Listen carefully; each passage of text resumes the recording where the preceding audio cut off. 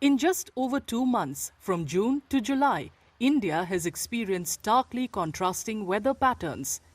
Different parts of the country have witnessed a dramatic shift from heat waves, dry spells and a 40% rainfall deficit in June to heavy rainfall, floods and landslides in July. According to experts, climate change has played a significant role in these drastic changes. They say that in the past, light to moderate rainfall would typically persist for 3 to 4 days.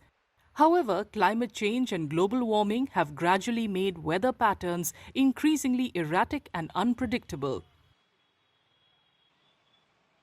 Earlier, we used to witness a continuous rainfall, like light to moderate rainfall for 3 to 4 days altogether in 80s and 90s. As we steps into 21st century, the change was more visible due to climate change and global warming.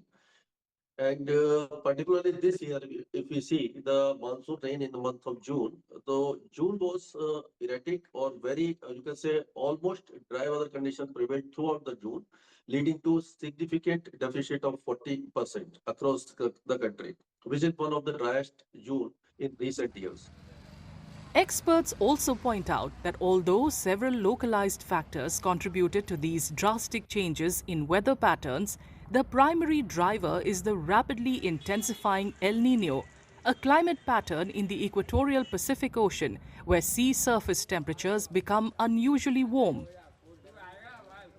So one of the clear driver of this, the weather anomaly, is that what they call now, what we all now understand, is the strengthening of the El Nino phenomenon. And so the primary factor of this, behind this change is the rapidly strengthening of the El Nino in the equatorial Pacific Ocean. And and in addition to the global warming trends combined together to impact the weather system. Environmental activists also blame tree felling and the neglect of fragile ecosystems for worsening erratic weather and landslides.